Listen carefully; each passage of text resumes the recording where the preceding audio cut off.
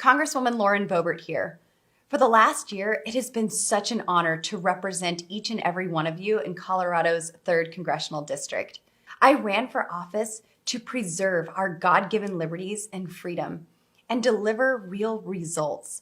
Today, I want to update you on what we were able to accomplish together for the 3rd District in 2021.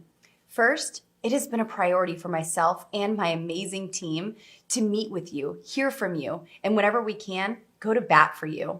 In that effort, we've worked over 655 cases for constituents as they've encountered issues with federal agencies and secured more than $400,000 in federal benefits to which they were entitled.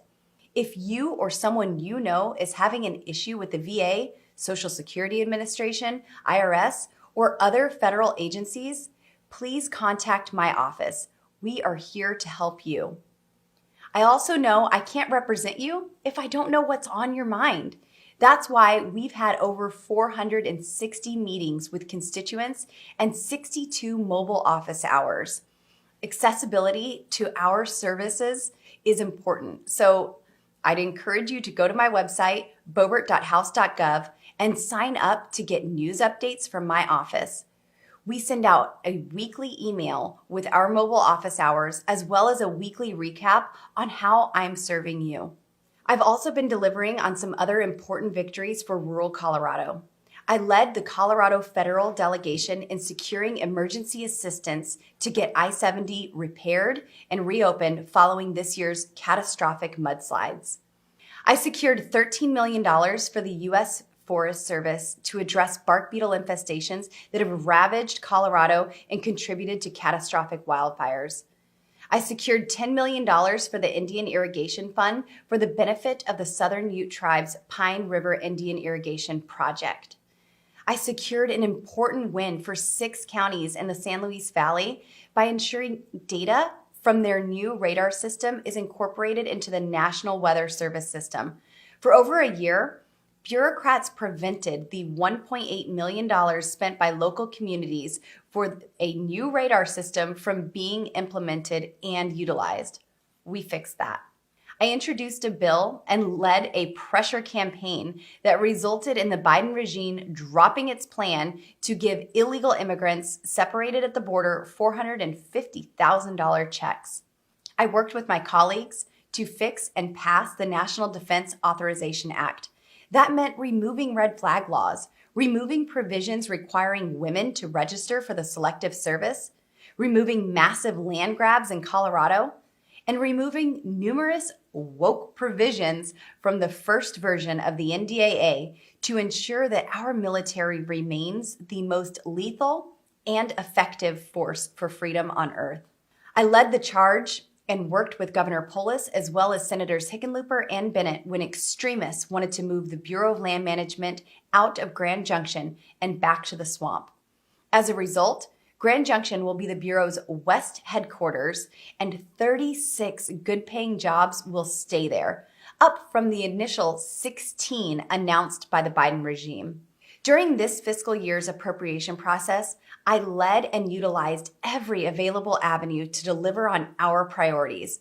I authored and introduced 106 appropriations amendments, more than any other member of Congress, to fight for the 3rd District and the American people.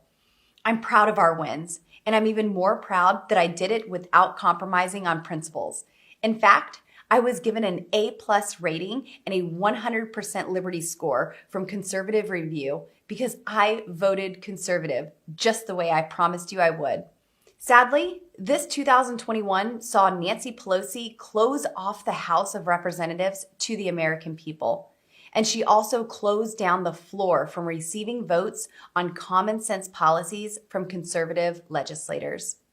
For example, I introduced the AIM Act, America's Infrastructure Modernization Act, which would have addressed our nation's infrastructure needs without raising taxes or increasing the debt.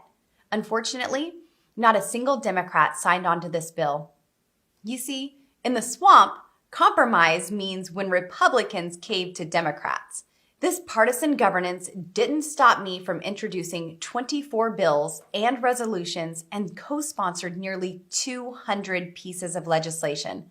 Let me tell you about just a few of those. I introduced the Active Forest Management, Wildfire Prevention, and Community Protection Act, the most comprehensive forest management bill in decades to prevent wildfires, invest in rural economies, remove beetle-killed trees that serve as kindling, and protect the environment. I introduced the Western Water Security Act to protect private property rights, prevent federal water grabs, and help ensure an abundant supply of clean water for future generations. I introduced the Protecting American Energy Jobs Act to repeal Biden's job-killing executive mandates, ensure reliable and affordable energy supplies, and foster economic growth and job creation in our rural communities.